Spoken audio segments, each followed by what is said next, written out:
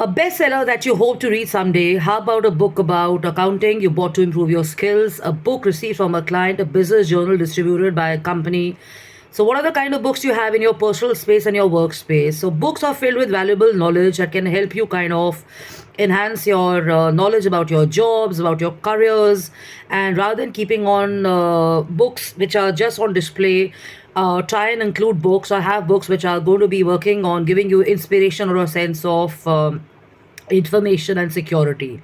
So why do I say security? You feel secure when you have a good degree. You feel secure when you have a good job. You feel secure when you're kind of confident about stuff and all that. So when you have good books on your table, they also give you a sense of security and confidence and stuff, which is actually something you have to work on yourself and stuff like that. So reading books during a lunch or a coffee break can boost your motivation, and just displaying them can add a personal touch to your workplace. However, in reality, many people or most people keep books in their workspaces or in their libraries for the wrong reasons. I've already shared this experience and written here. So, this client of mine said, I've read as many books I could in my last vacation, and then I kind of managed to not have much time to read those. So I made some recent purchases to leave them unread, and that seems like a complete waste to me and stuff. And I decided to do some speed read to get through them and stuff.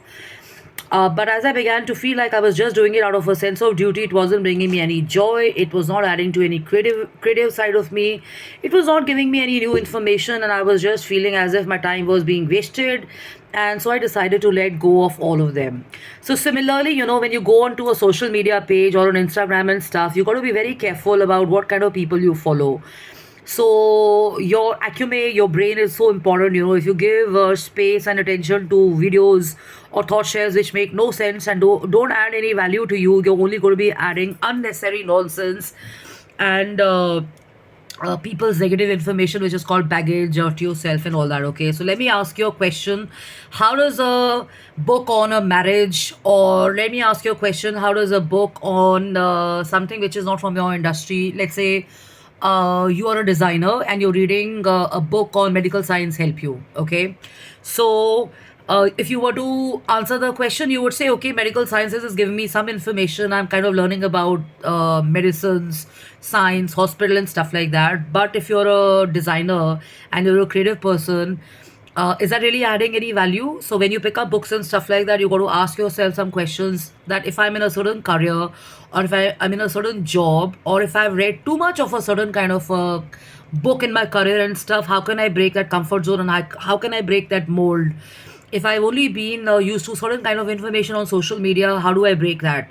How do I break that pattern, or how do I break that habit of following only the same kind of content and stuff? So variety is the spice of life, is what they say, and ignorance is not always a good idea, which I completely stand for and stuff.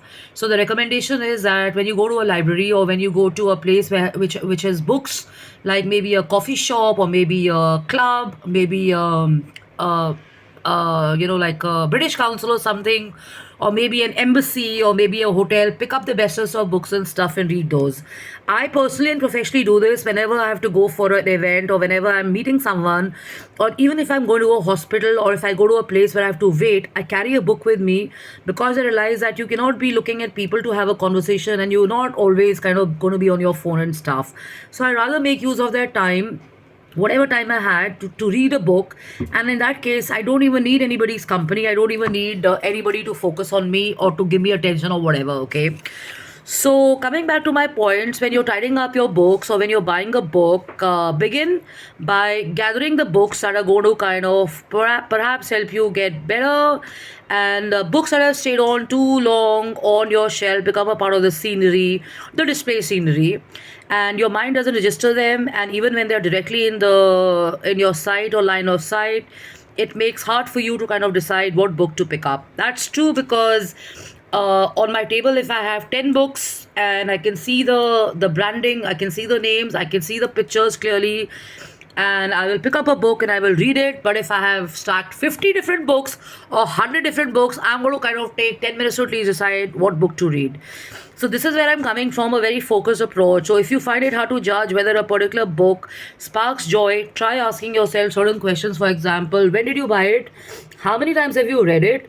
Do you want to read it again? Is it a book that helps you visualize feeling good and great about it? Is it going to help you spark a good communication or a conversation with someone in your family or people or on a forum and stuff? And if there is a book which has a certain memory, do you really want to remember the memory if you moved on and if you're not in that zone of your life and stuff like that? Why would you want to read that book and revisit those memories which are not making any sense anymore? So I may sound a little hardcore and practical here, but I had actually burned books of some people I'd met. I thought they were great orators and authors and stuff like that. But when I started reading those books, my question was, how is it helping me? Knowing her career, his career, or seeing him on TV or seeing him on social media or whatever, because I know half of it is practiced. And those people were actually different and living up to an image that they have had, because when you would talk to them or you would call them or meet them, they were absolutely different. So I realized that not all those books are actually true stories. Some of them are scripted, some of them are just narratives. They are situations which have added a lot of spice and masala. They want to kind of look great to the world, they want to look amazing to the world and stuff. That's the way a book is sold, and that's PR for them. But the point is, if you're going to be a creative person, if you're going to be in strategy, if you're going to be in design, if you're going to be in art and architecture, if you're going to be an intellectual, if you're going to be in the industry of sharing information or thought sharing and stuff, the information has to kind of not be on a book of impulse and stuff. It has to be a book of substance and all that. Okay, so giving yourself time to decide, what do I learn from this book? Is it going to be only impressing people? Is it going to be only looking good on my table? Is it going to kind of make the other person feel good? Or is it genuinely going to add some value to you, are the questions you got to address. There's so many friends of mine, authors and stuff, and they've tried to sell me their book, but I've not bought their books and stuff like that, because I realize that I don't resonate with them, or I don't relate with their books and stuff like that. And of course, I've got some nice coffee table books, like I've shared, from certain industrialists and people and stuff. I've really been honored and privileged to receive those. I've read those. I don't feel like parting those, and they are still there on my table. I look at them almost every day, and when I want to kind of stir up my creative juices and stuff like that, I kind of browse through the 10, 15 different books that I have on my table and stuff. My bedroom has a few, my sitting room has a few, my library has a few, my car has a few, my bag which I carry has a few and stuff, and wherever I go, I've already told you I carry a book. So the point is this, that sometimes people ask how many books should they keep, but there's no answer to that. Books have certain categories. So $1 trillion books, they're expensive, they're damn expensive. So if you want to buy them and keep them, you have to be very sure that you're going to use them. And if you are going to be picking up autographies and biographies and stuff, then they're also very expensive. If you're going to be picking up quick readers and stuff, which are like 50 pages or something like that, they are great. If you want to pick up certain books I already have here, which are of startup companies, or an author like Will Smith or Napoleon Hill and stuff like that, and many others which are lying here, they are a little expensive and stuff, but the point is, you buy them because you know they're going to kind of add to your curiosity and add to your acumen and stuff. So tiding books is a powerful means of self-discovery. The ones you keep close to yourself are the ones who spark joy, reveal your personal values, and they also help in certain self-development. They also help in revisiting facts and information. They also kind of help you in fueling a life and a purpose and stuff. When you read certain books, you start imagining certain situations. And if you don't have a creative job, they kind of add to your creative acumen and outlook. And insights also help you kind of regain your passion for maybe industries or faraway places or people or voyages, and they take you on self-discoveries and stuff like that. So the basic rule is discard stuff which is not kind of helping you feel good and great, in a nutshell, to keep it simple. And those who are adding value, those who are adding joy, those who are adding information, those who are adding, improvement, personality development, market information, and stuff. That's something which you kind of have to go in for. So, a few months back, I was at one of the leading bookstores in Delhi, and a student walked up to me and she asked me, "You look like someone who's very well read and stuff.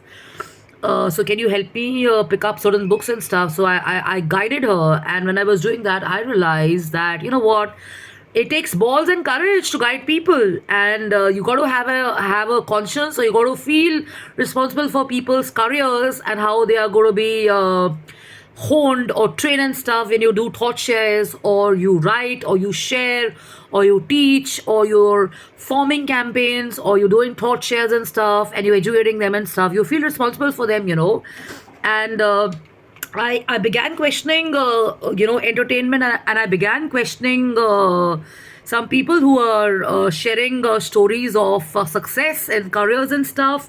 How do they do such crappy work? How do they have such thoughtless shares? When they're actually kind of um, they're actually influencing the mindset of a lot of youth and people and grown-ups and stuff like that, and that's when I felt good that I'd actually recommended her some nice books of some international authors and Indian authors, because she wanted to get into finance and accounts and stuff like that. And I told her, honestly, I'm not from that background, but I can definitely recommend you the top 10 books from your own league.